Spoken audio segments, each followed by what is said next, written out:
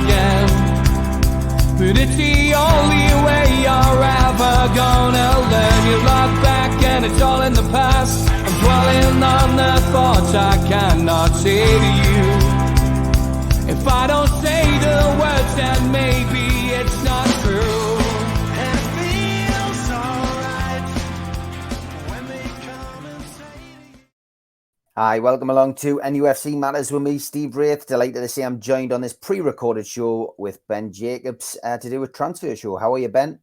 I'm very well. How are you? Yeah, very good. Good to see you, mate, as always. And let's start with the new arrival who finally managed to hold the strip up, wear the strip, and do a bit of PR. Sandro Tonali is in Newcastle now. He's a Newcastle United player. What have you made of the PR put out by Newcastle with regards to that signing, first and foremost?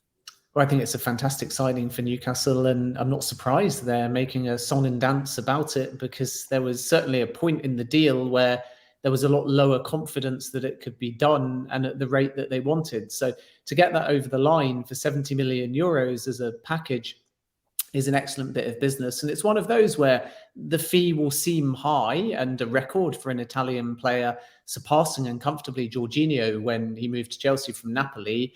But that type of profile, you invest. So the fee should be seen as an investment, not an expense. And now it's kind of up to Tonali to grow into that price tag. And anybody that's seen the player will obviously be aware that he's far more than just a defensive midfielder. He's really a number 8.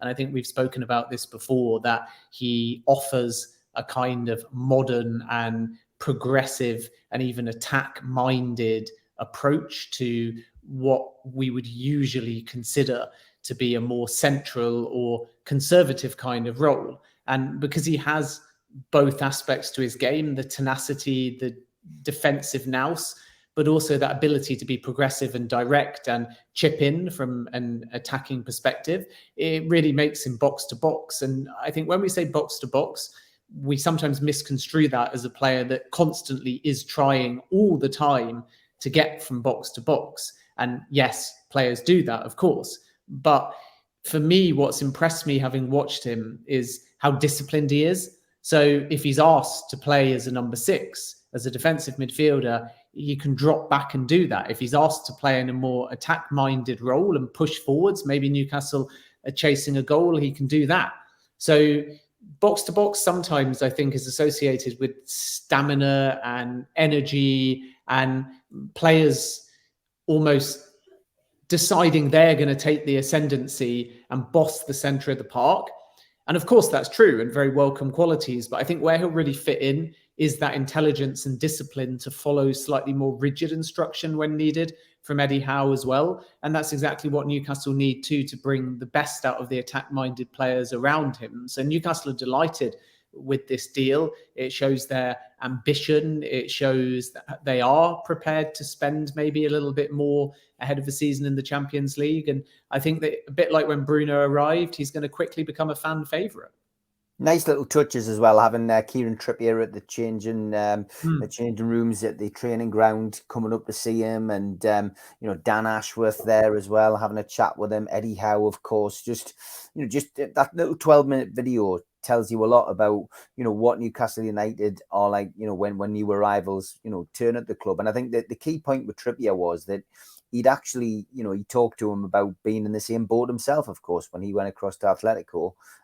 He was the new boy, but he's also the foreign lad in a foreign country, and more or less put his hand out and said, I can help you if you need help.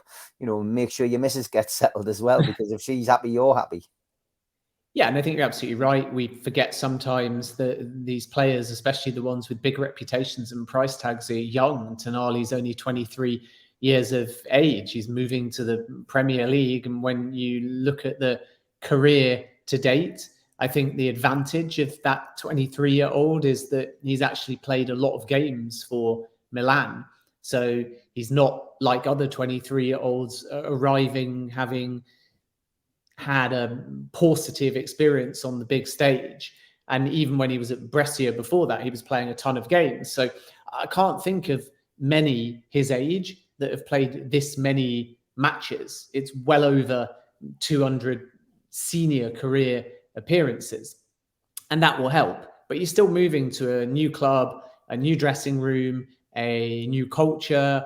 And as you say, the fact that these Newcastle United players are going out of their way to integrate shows you really what the key to success was last season, because a lot gets made. We've had this conversation before about previous Newcastle signings and how they've gone from relegation to Champions League.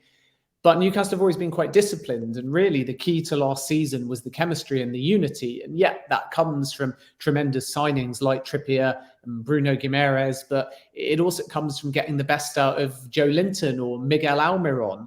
And part of that is down to this team ethic and this bond. So when people criticize Newcastle posting dressing room team photos, I've never really got it, because these are not staged in the sense of everyone get together and pretend to smile and look how fun we are after we win. And here's a glimpse inside the dressing room. Now, everyone put your headphones on and go your separate ways. The closeness of the group extends well beyond that. And if you look at the Newcastle boys at the England camp, they're big personalities and they're liked by their international teammates. And then if you look at the Tonali signing content, you again see players that are present and looking to help and looking to not almost be self-centered.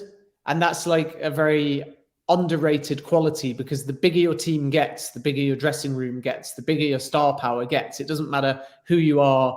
And yes, there's different extremes like star power at PSG and historically at Manchester United, to maybe younger dressing rooms like Arsenal at the moment, where the stars are not necessarily of that ego-driven ilk or commercially viable stature where they could be bigger than the club. So you do have different extremes, but at every big club, you're always going to have stars. You're always going to have big earners that are young. You're always going to have different personalities, and you're always going to have competition. So either you embrace that and you think what's right for the club and what's right for the culture. And this is what Eddie Howe's building with kind of humbleness in quite an understated way.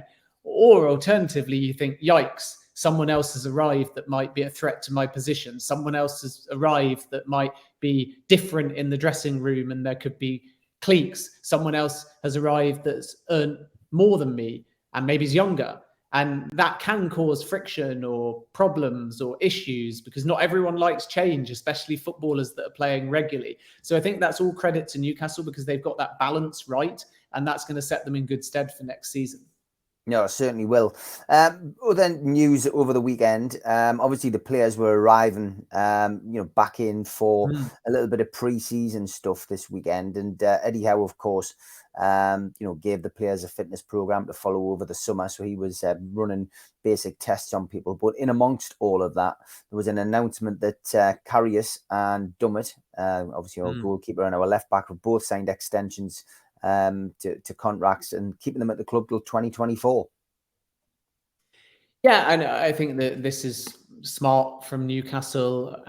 Both of the players, again, know the club and the culture and will be very useful squad players. Of course, from Dummett's point of view, I think he's 31 now and he'll be Newcastle's longest serving player. So that streak continues. And Karius, again, is 30 and will also extend to add that sort of depth and cover. And I think the logic behind this is twofold. One, with Dummett, left back cover, and the club kind of need that. And two, they feel that he's a fantastic character who offers a lot off the field as well. I think that he's been at the club's academy since he was 9 or 10. And I think his debut was all the way back in about 2013. So that's 10 solid years and well over 200 appearances for Newcastle. So I think it makes sense that you would want to keep him. And then from Karius's point of view, still relatively new, of course, at the club. I think it was only September when he joined in 2022, and that was always on a short-term deal. So now this is really just an extension. And obviously from Karius's point of view, he hasn't made a Premier League appearance yet for the club, but he infamously came in for that Carabao Cup final defeat to Manchester United in February. So the kind of player that you want really around, because he's not necessarily worried or pushing for that challenge Nick Pope role, but I think Newcastle are well aware that throughout the course of this season, they will need to vary it up a little bit, because if everything goes according to plan in the Champions League, and I still expect Newcastle to take the domestic cup competitions very seriously, then it's a long season ahead. And as much as you don't want to disrespect, say, a League Cup or even an FA Cup, and I don't think Newcastle should do either, because they got to a final of a League Cup last season. And there's plenty of fans out there that would almost say, if we finished top 6 instead of top 4, but won the League Cup, we'd be delighted with that, because it's a trophy, it's consolidation, it's still stability. So Newcastle are going to want to take everything seriously, but they are going to kind of have to put a ranking on things because of the amount of midweek games over the course of the season. Therefore, we might well see Karius get an opportunity here or there. So this, I think, is very much about depth. It's about experience. It's about leadership. It's only short-term extensions, and it makes a lot of sense, I think, on both counts. Okay, other news over the weekend, England under 21s had a triumphant weekend. Ben, did you get a chance to watch any of it?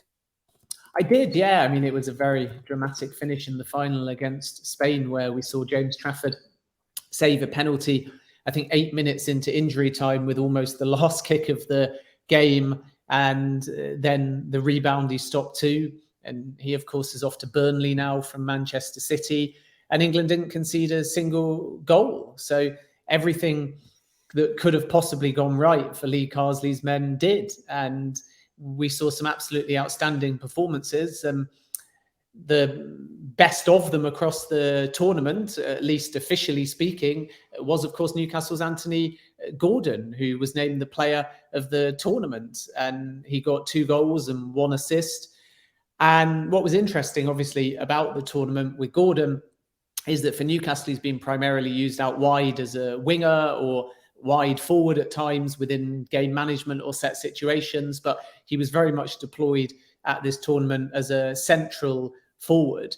And I thought that he was mobile. He got goals against Israel and Portugal, and was just heavily involved and energized and integrated into the chemistry of the team. So to win the trophy, great. That's the first time that England's men's team have won the under-21 Euros since 1984. But there's just a few key things here. One is momentum. We spoke about this a year ago with Miguel Almiron when he was starting to light it up in pre-season. And no one was really that fussed about it. But you and me were discussing it at the time and saying, you know what, it just might get him kick-started. And again, this tournament just might get Gordon kick-started. So first of all, it'd be interesting to see whether Eddie Howe watches where he plays and learns anything from that. And second of all, I think if he comes back to Newcastle and continues in a wide role, which is probably more likely, how can Newcastle get him more involved? How can Newcastle get him more central at times? And how can Newcastle get him on the score sheet a little bit more? And hopefully this tournament will be the catalyst to really get him started. Yeah, fingers crossed. Great tournament. Well done to England under 21s. TV fixtures are often a bane of football supporters' lives, due to the fact that the away games are a nightmare to get back from. Newcastle, of course, victim of this again. Brighton away, 5:30 on a Saturday means that Newcastle United's fans will now have the daunting task of either having to try and get back from Brighton by bus or car after the game, or spending the night down in Brighton. But yeah, the fixtures have come out, and Ben, and Newcastle home to Aston Villa, Saturday the 12th of August, Saturday the 19th, Newcastle are on TNT, 8 o'clock against Man City. Then we've got the Sunday the 27th of August, Liverpool at home, 4:30 on Sky. Brighton, as I've already mentioned, is away, 5:30 on Sky on the 2nd of September. 17th of September, Brentford at home, 4:30 on Sky. And then Sunday, the 24th of September, Sheffield United away, 4:30 on Sky. So once again, the TV listings playing havoc with the fans. But it's good news for Newcastle. Still seem to be the broadcasters' team of choice. Yeah, I mean, for those that have the opportunity to watch the games on TV, it's very welcome, of course, but we have to find a way to respect the TV rights holders and give the slots that work for them, but also think about the fans, and that requires the club and the Premier League to also liaise with the authorities as well to make sure that if you're going to change the TV times, has anybody actually spoken to, for example, the train or coach providers? And I know there's private coaches, and I know that some people will choose to drive, but the trains are important to many as well. So one of the most interesting things is this new Saturday 8 o'clock kickoff, which for Newcastle, I think their first one will be on the 19th of August away at Manchester City from memory.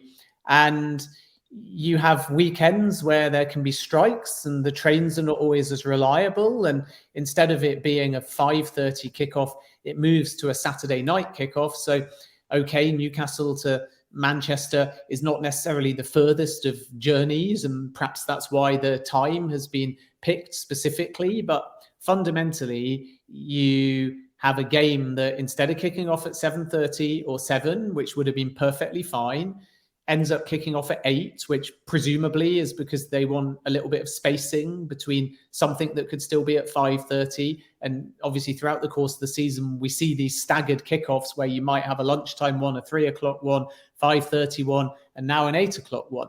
But obviously if you're a Newcastle United fan or any other team with that 8 o'clock kickoff on a Saturday, and obviously we've had this on a Monday night as well, so the time is nothing new, but the Saturday time is, then it's suddenly going to finish at 10. You're not going to be out of the stadium before 10:30. And we know that on a Saturday, sometimes the last trains going back to places are at 11. So you either have to rush straight out of the city, or you have to decide that you're going to have a drink, or maybe even stay over and then work out a way home. And I think that it's going to be really important throughout the season that fans are consulted.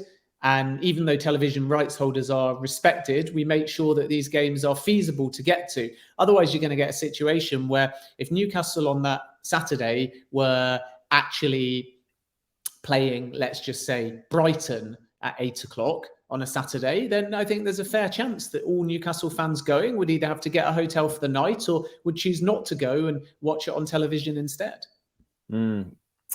Yeah, it's going to be an interesting season, that's for certain. And TV fixtures will always be the bane, as I said at the top of the piece, about footballers, football fans' lives. St James's Park tournament has been announced. The inaugural Seller Cup, which will be presented by Visit Malta, will take place on the weekend of the 5th and 6th of August. The teams taking part, of course, Nice and Villarreal, Fiorentina as well. How important is it to have home fixtures, before the season starts for the team and the new players in general, I guess, Ben? I think that we have this sort of feeling with pre-season generally where you reserve a big game for at home towards the end of pre-season, and then every other game is sort of away from home and traveling around. But then the bigger you get and the more visible you are globally, the higher quality of opposition you can attract. And I think from Newcastle's point of view, to host a tournament at St James's Park is going to be very welcome. And I think the fans will enjoy it, seeing the likes of Fiorentina, Nice and Villarreal. It's 3 very solid teams to play against. It's an opportunity, like you say, for players to get used to St James's Park if they're new to the club.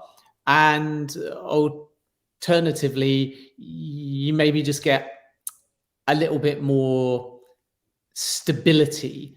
So as much as everyone likes and fans like going away, and obviously not everything for Newcastle will be only in Newcastle, but as much as kind of everyone likes to travel, you have to have a balance. Because when Chelsea, for example, last summer went to America, it was a highly disrupted pre-season. They were jumping from place to place every 3 days. It was hot, it was sticky. There were planes, there were trains, there were coaches, there were traffic jams. Your training pitch changed every day. You don't really get that normality. So to get the Newcastle players over the course of that weekend, I think it's the 5th and 6th of August, into that match day routine will be really very helpful, I think. And the other thing to say, which is credit to Newcastle, is that Newcastle women are also involved across the weekend as well. I think they're playing West Brom on the 5th of August. Yeah, that's right. And that's, I think, significant too, because it shows that both the men and women's team are being given a bit of a dual stage. And effectively, this is an example of Newcastle kind of stepping up a little bit and elevating themselves, because they have now that brand awareness, that success, that Champions League football. So we're starting to kind of see the wider strategy behind this now on the brand side. How can you leverage St James's Park? How can you draw top opposition? How can you integrate men and women? How can you make a big weekend of it? And there'll be plenty there, for example, that choose to come and watch the opening game, which I think is Nice via Real, before Newcastle play, and then straight after it, the women play. So you can actually watch 3 games in one day. And then again, before Newcastle play the following day against Villarreal, you can watch the other game, which I think would be Fiorentina against Nice. So actually, there's an opportunity to watch 5 games in 2 days, all at St James's Park, and keep the players local and get a taste to some of them of St James's Park. So it's really smart. It's good for the brand. It's obviously decent exposure for Seller as well, because they're putting their name to it. And this is kind of club meets brand meets pre-season. And for the fan base that don't want to travel and follow pre-season, it's local too. So I think it's a really good idea. And on top of that, it's an opportunity to see some of the new faces at Newcastle United in the latter part of pre-season before the business starts. And by the time we get to that sort of first weekend in August, you would have thought that Newcastle will have 1 or 2 more through the door.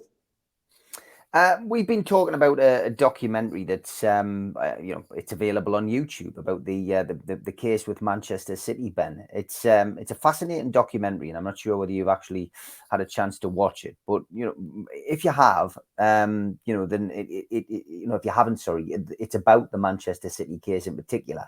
What's your views with that now? I mean, it seems that nothing's going to happen with that. Maybe it will, maybe it won't. I don't know. What's your views? Where are we at with that? Because this particular documentary is quite an insightful one, and I think a lot of supporters who watched it find that they find it hard to believe that Manchester City haven't really been, that, for instance, the 2-year Champions League ban hadn't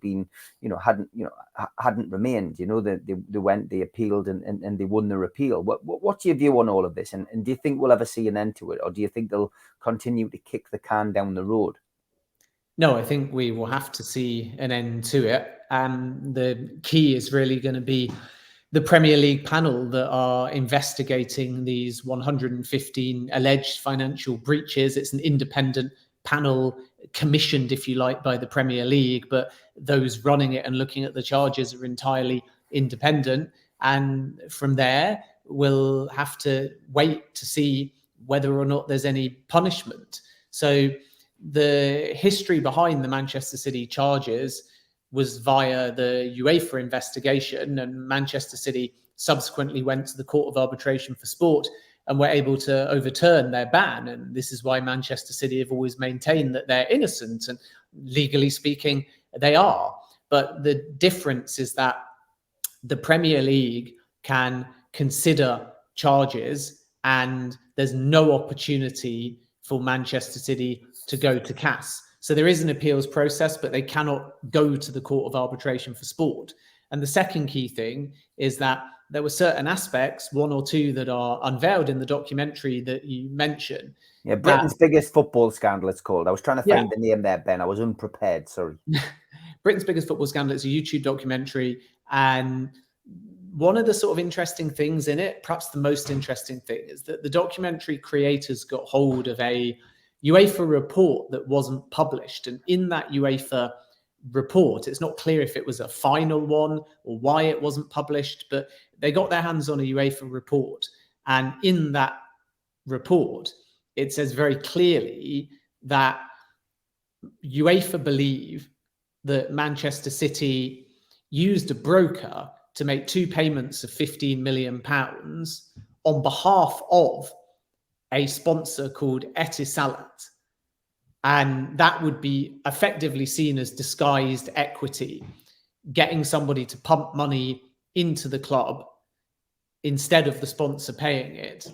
And Manchester City argue that the sponsor Etisalat paid it back at a later date. But obviously UEFA are concerned as to why there would be an injection into the football club under the pretense of a sponsorship payment, allegedly, via a broker. And why would Manchester City's owners need to use a broker, and why wouldn't Etisalat just make the sponsorship payment? So that's very unclear. But the point of that allegation is that under the UEFA rules, they couldn't investigate it because it was what's known as time barred. So too long had passed, and as a consequence, it cannot be considered under the UEFA remit. Now, with the Premier League investigation, they can consider that. So it's highly, highly likely that that is one of the 115 charges that the Premier League's independent panel will take into account. And obviously, if that is an unexplained payment still and is deemed as disguised equity, which is illegal, then the Premier League can punish Manchester City. And I think that within 115 charges, it's going to be fascinating to see whether or not the bar for severe punishment is significant or is almost anything. In other words, what are the entirety of the 115 charges? How severe are they? Because when they were released and you actually cross-reference the sort of coding on them against the Premier League handbook, it looks like there were some errors. So it would reference in breach of rule, let's just say A3, and then you'd go to A3 in the Premier League handbook. And even if you went back to the Premier League handbook from the year in reference, the actual charge was about the grass on the pitch is too tall, which obviously has nothing to do with financial charges.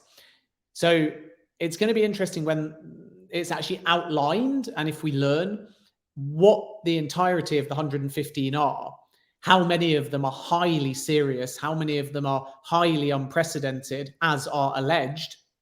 And remember, Manchester City fervently deny they're guilty in any way. They've stressed repeatedly that they've done nothing wrong.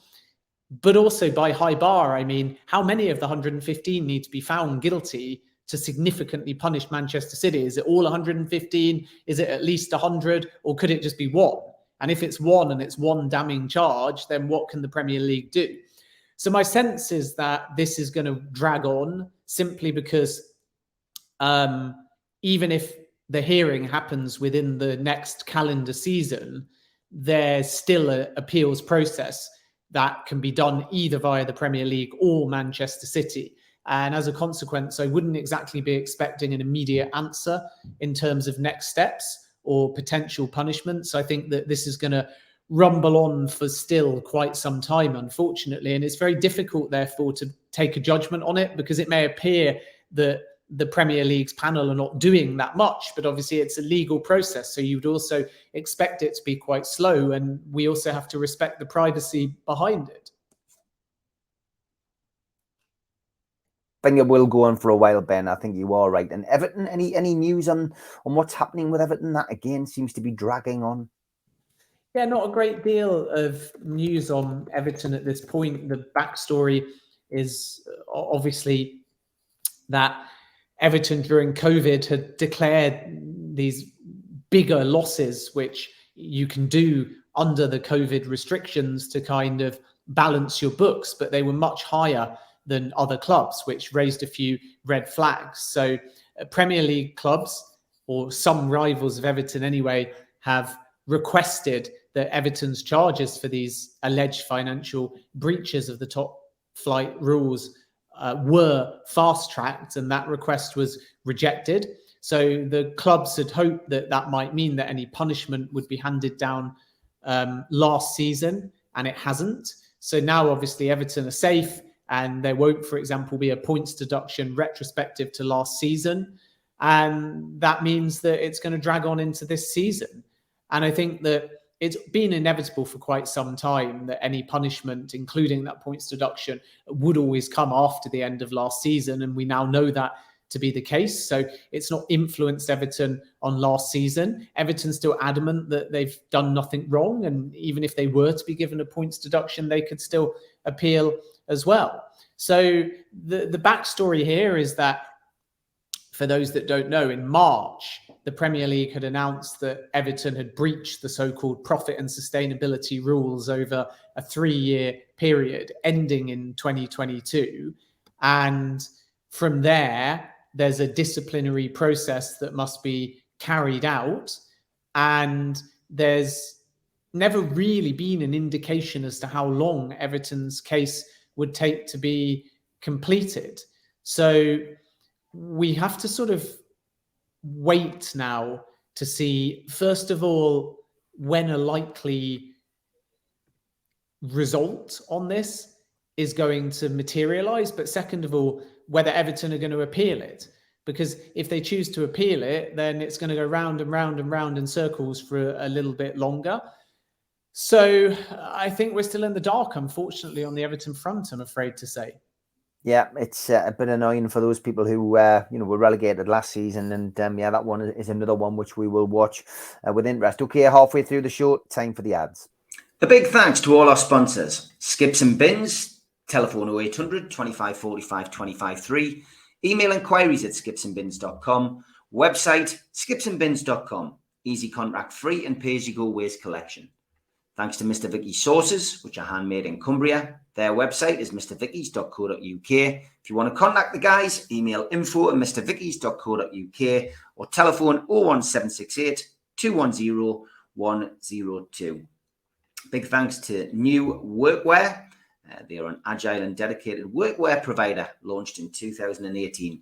For more information, go to their website, newworkwear.com. Big thanks, as always, to Media Arts for the help with the video side of things. If you want to support the channel, hit the subscribe button, become a subscriber today. Hit the thumb up under the video, which likes the video, and click share to share to your other social media. Click join if you want to become a member of the channel for as little as $1.99, or take a one-off payment for the cult membership. You can get in via this QR code if you've got a smartphone, or look for membership pack on the website, nufcmatters.com. What do you get for your one-off £25 payment? You get a scarf, a pen, and a cup, and a membership card, and entry into the monthly draw. Don't forget, if you want a car sticker, all you need to do is subscribe to the show and then email John at NUFC Matters, and he will post you a free car sticker out. We're also available as a podcast on iTunes, Spotify, and other podcast providers. And we also support the food bank on this channel. NUFCfansfoodbank.co.uk is the virtual matchday bucket where you can make a virtual donation 365 days of the year. The new Alan Shearer raffle is underway. 150 tickets at £1 a ticket. You could win a limited edition signed Alan Shearer ball from the 260 dinner. Enter now at nufcmatters.com. We've got a few events coming up. August the 5th sees Gavin Peacock at the Tyneside Irish Centre. Tickets are £10, and you can get them now from nufcmatters.com. Our Christmas event takes place on the 7th of December at the Tyneside Irish Centre, and that's an evening with Frank Clark. Tickets are £15 and available from nufcmatters.com. Finally, Waddle, Keegan, Beardsley and Friends, the class of 84, is on at the Tyne Theatre and Opera House on Westgate Road in Newcastle on Thursday, January the 23rd. Tickets are now available from the Tyne Theatre and Opera House.co.uk or telephone 0844 2491 000. That's the box office telephone number 0844 2491 000.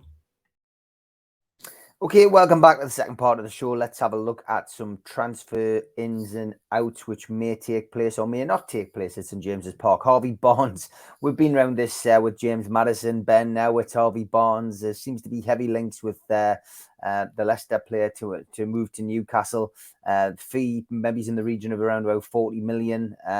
Personal terms would have to be agreed, of course. But what's your instinct on this one, Ben? And if he did come to Newcastle, what would he bring? I think Barnes would be a fantastic signing. Maybe Newcastle fan base more fixated historically with Maddison and won't be quite as excited by Barnes, but you only have to look at what he did last season, in a season when Leicester went down, to realise what he can bring. 13 Premier League goals, and if you add that to Newcastle's team this season, they'd have a great chance of getting enough goals and points to qualify for the Champions League again. And even in the previous season for Leicester, did okay as well, but he's nearly doubled his goal scoring output in terms of Premier League goals. It's more than double, actually. It was 6 last season, and it was 13. It was 6 2 seasons ago and 13 last season. But for the last 3 seasons in all competitions, he's got into double figures of goals. So that tells you what he can bring. And in terms of the deal, I think that it's fair to say there is a slight gulf in valuation between the clubs, but they've been quietly working away and talking about the deal, and a formal bid is expected to go in next week. So I know this goes out on a Monday, which means by the time you're watching this, we wait and see whether the bid's already been placed. And 40 million might be a little bit ambitious to my knowledge in terms of what Leicester could get. That is the number that they'd ideally like, but I think that Newcastle may well come in a little bit lower than that, if not considerably lower than that. I was told that the maximum Newcastle would be prepared to pay is more like 35 million, and that the formal bid that goes in could even be under 30 million. So we have to wait and see whether that's good enough in order to get a deal done. But to my knowledge, Barnes is very much open to the move. And Newcastle at this point are front runners. So West Ham also have been keen on Barnes, but haven't yet moved to any degree. And Aston Villa and Tottenham have taken a look in the past as well. But this one, at the moment, anyway, at the time we're recording it, is in Newcastle's hands. It's just going to come down to whether or not they can strike a deal with Leicester. And once you see that Maddison goes for 40 million, there's add-ons on top of that. Leicester may be setting that as a bit of a yardstick and saying we want something similar for Barnes. But I think that Newcastle will stick to their guns on this one, and they'll hope for a deal for a little bit less, I think, if not considerably less than the numbers that we've seen reported so far. Yeah, never go in high. Yeah, that's the way to do it. And Newcastle certainly shrewd operators in the transfer window. Another name that's been bandied around this week with regards to Newcastle United is Leonardo Bonucci at Juventus. I've got to be honest, I've scratched my head at this one. Yes, experience, plenty, but what's your thoughts on that, Ben?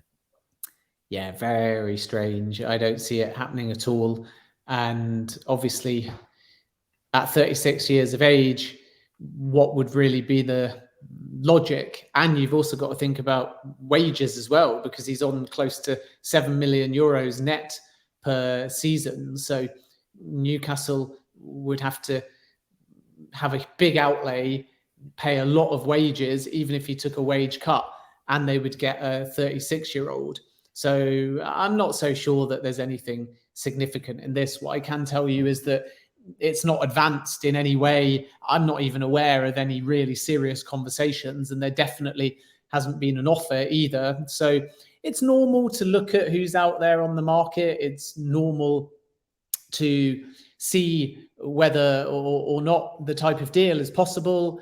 But I think this is one where people are again confusing PIF with Newcastle and PIF with Saudi Arabia, because what I know for sure is that Bonucci was considered by Saudi Arabia, and his representatives met with PIF representatives, and the player made it clear that he's not so sure about going to either Saudi Arabia or MLS, and would actually like the idea of doing one more year in European football. So then maybe people hear of that and they start making Newcastle links as a consequence. We heard this supposedly with Ronaldo and a fake Newcastle specific clause. And obviously people were putting nonsense out there about Ruben Neves and how he was going to be loaned to Newcastle. So sometimes I think there's just confusion because PIF wear many hats, and one of them is, of course, Newcastle. But the PIF delegation that are facilitating the Saudi Arabia deals are not Newcastle's sporting directors. Newcastle's deals are being done and led by Dan Ashworth.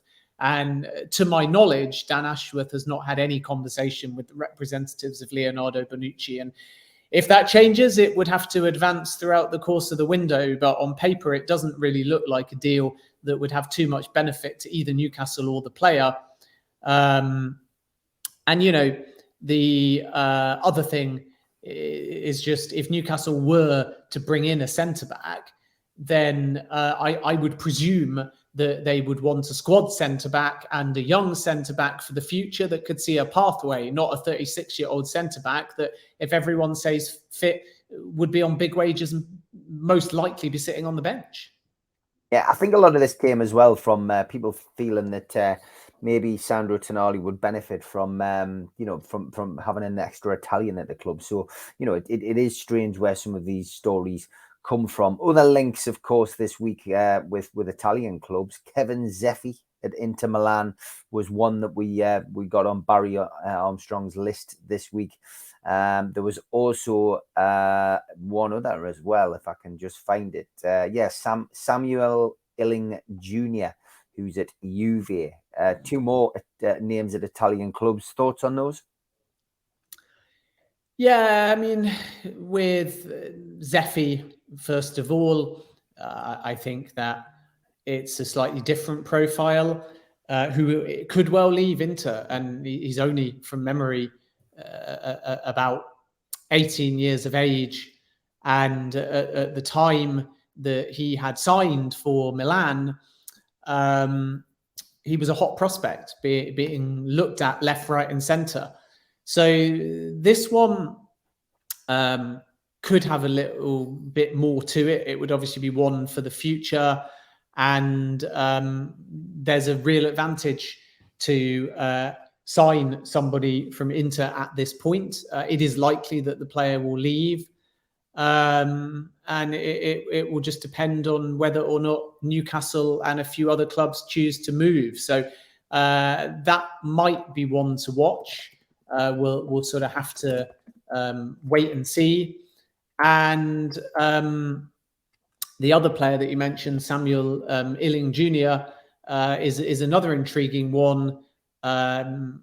He was born, I think, in Islington. He's been playing for England under-20s and actually started his youth career at Chelsea before moving to Juventus. And this is a player that Juventus would really prefer not to lose, by all accounts, but they may have to because of their financial woes. And that means that a player that perhaps would have had a price tag at around 20 million might be available in the market for more like 10 million.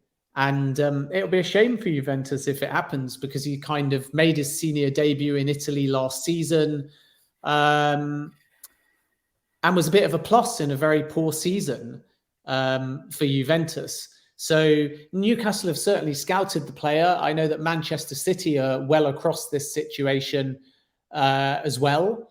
And from the top of my head, I think there's 2 years left on the contract. So it gets to the point where there might be a deal to be had. So I'm not, again, aware of anything particularly advanced at this point, but I am well aware that if the right offer comes in, then Newcastle or Manchester City or any other club would have the opportunity to strike a deal. I know that PSG are across this one too and have taken a very close look.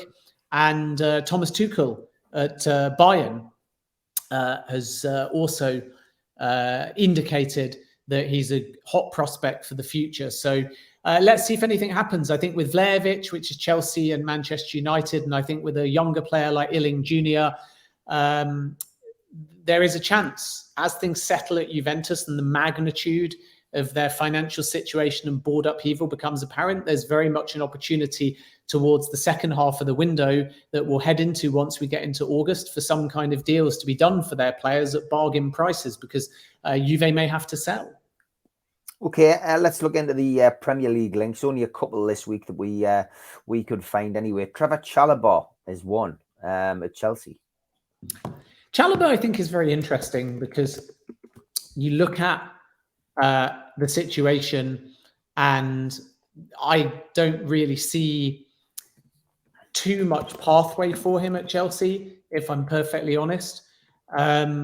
The advantage for him at Chelsea is the fact that he can play centre-back, right-back or defensive midfield.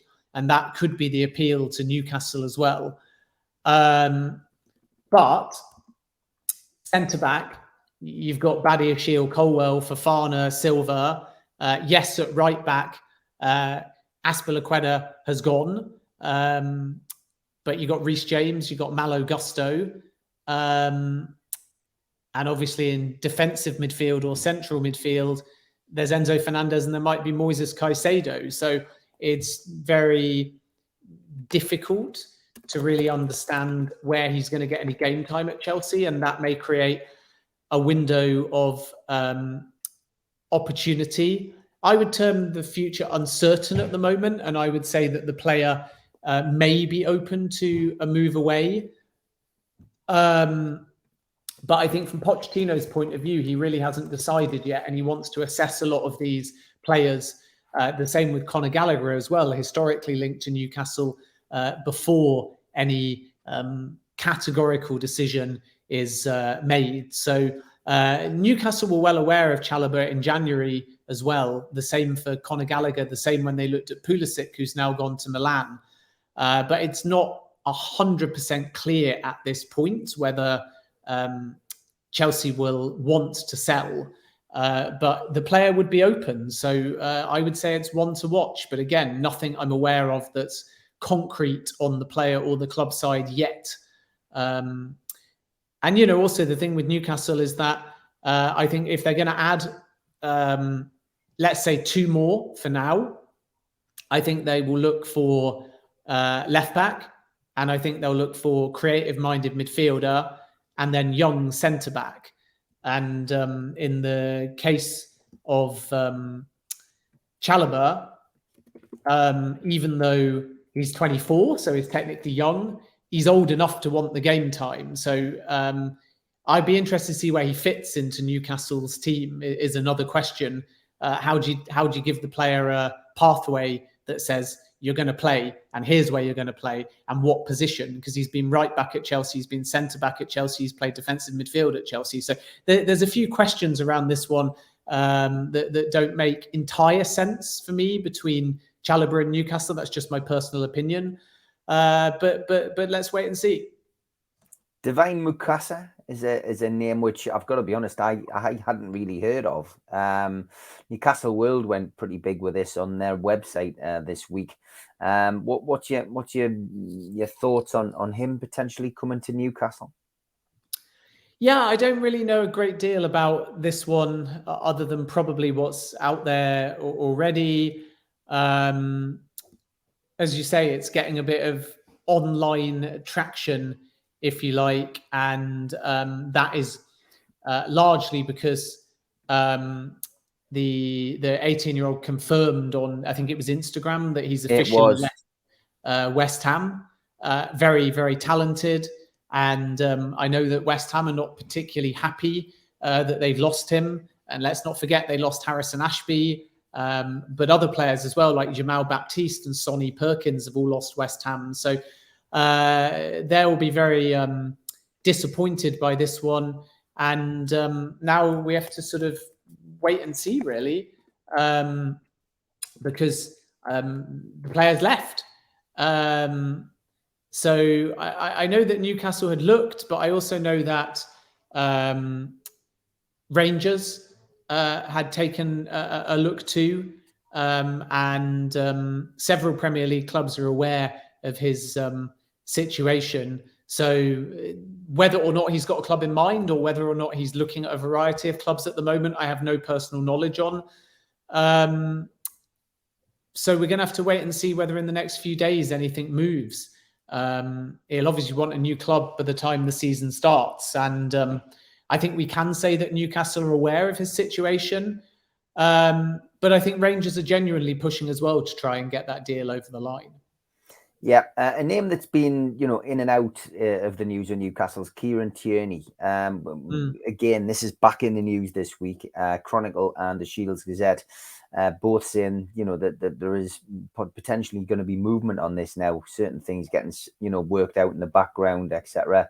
Teams that may have come in for him, settling on other players in the same position. Of course, he made 36 appearances in all competitions last year as part of Mikel Arteta's runners-up Arsenal.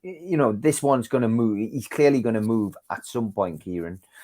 Tierney. What is Newcastle a place you could see him turning up at?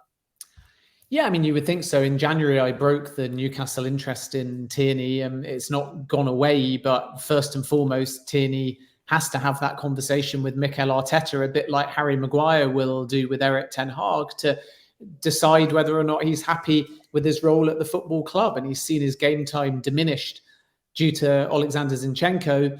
But Arteta really likes Tierney. So it's all going to be driven by the player and whether he wants more first-team opportunities. And if so, then it's a possibility that Newcastle move. I'll be interested to see the price tag. I think it will be somewhere around 30 million, which is quite steep, but you're getting an established Premier League player.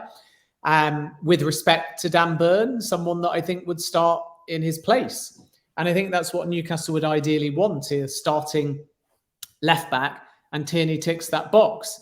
But if they wanted him and they were adamant they were going to move for him, they would have probably done that earlier in the window. So I think what stopped them moving is the fact that the player has been in the early part of the window still undecided. But there is, as you say, a very realistic possibility, but that for the right number and with player buy-in, Tierney will leave, and Newcastle have a concrete interest for sure. And now we have to wait and see whether the price is right and they move. The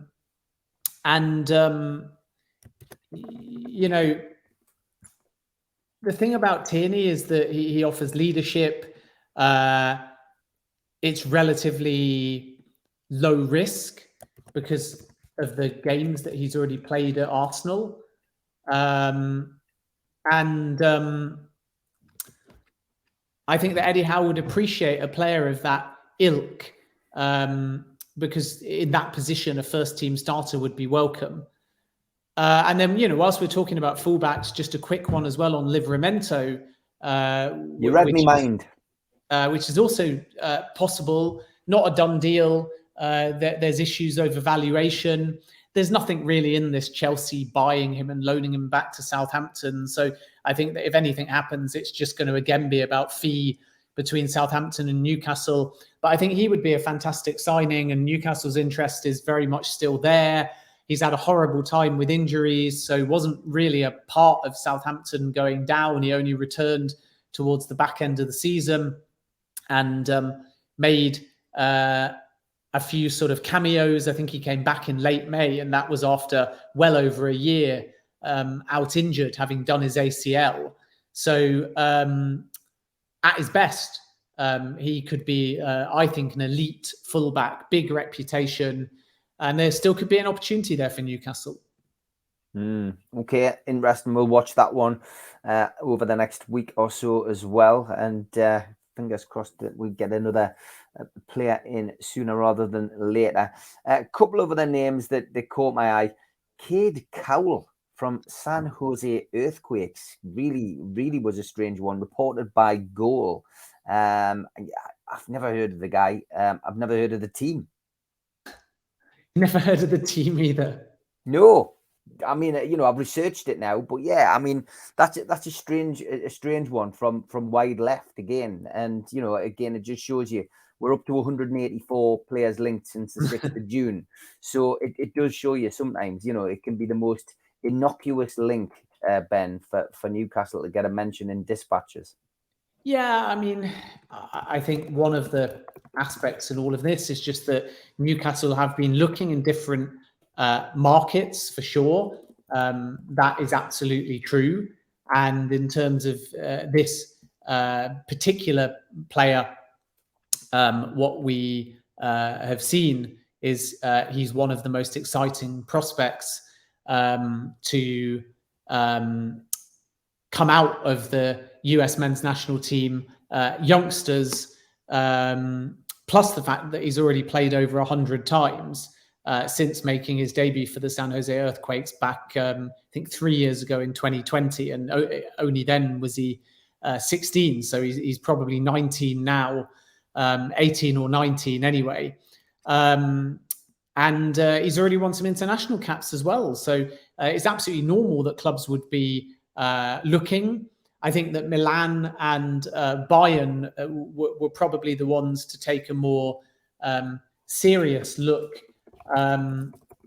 But as I say, with Newcastle and Darren Eales in particular, even though he's not driving the recruitment, he's well aware of that part of the world and the sort of US soccer infrastructure and the benefit of that in terms of signing young talent and doing so at a decent rate.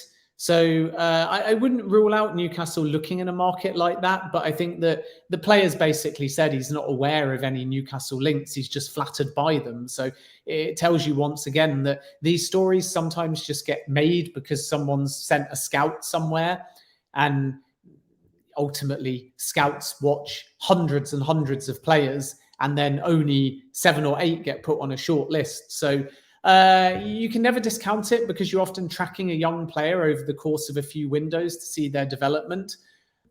So let's see whether Newcastle explore the US market. Sorry, apologies. Last one is Lewis Gibson. Should we look at a player who left the club to, potentially coming back, Ben? There's nothing wrong with bringing a player back for sure. I think that it makes some sense in some ways.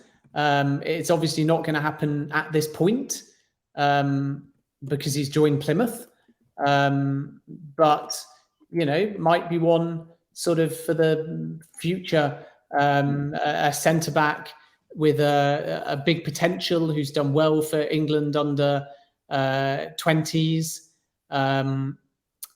was obviously at Everton previously and had a lot of loan time. I think last season it was Bristol Rovers, but that might have been his 3rd or his 4th loan.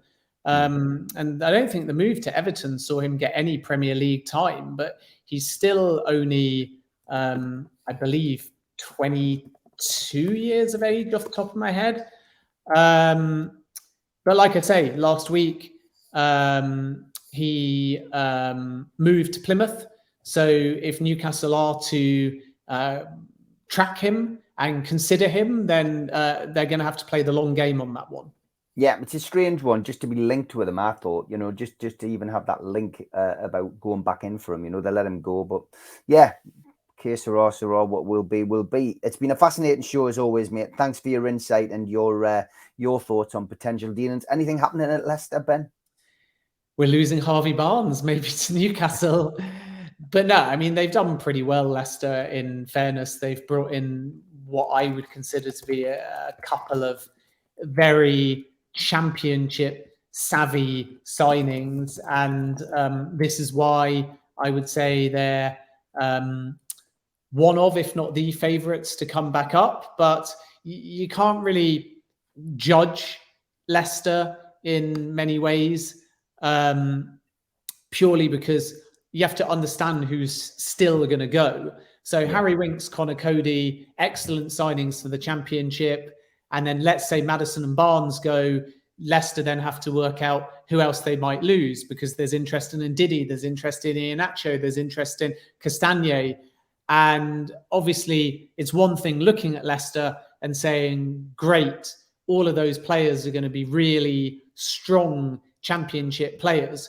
And of course, someone like Iheanacho could easily get 20 plus goals in the Championship and fire you back up. But all that has to happen is you lose 2 or 3 more. And then suddenly the Leicester that went down is not the Leicester starting the season in the Championship. So this is why I think they've been quite clever to make sure that they've brought in very established, pretty experienced players that still have got room for improvement.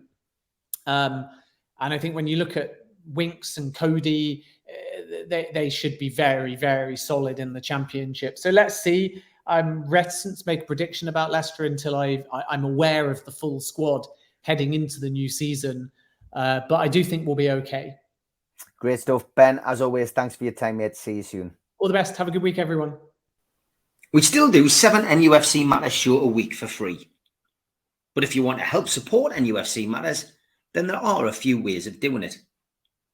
Hit the like button on each live broadcast and video. This helps the channel grow. Hit the subscribe button and select the all notifications bell so you don't miss a single show. If you want to help us financially, then you can join the channel using this button with the membership starting at $1.99 a month. Or you can drop us a donation in the chat using a super sticker. We're also looking for sponsors. If you'd like your brand advertised on the flyers for the show and featured during the ad break, then email John at nufcmatters.com to arrange today.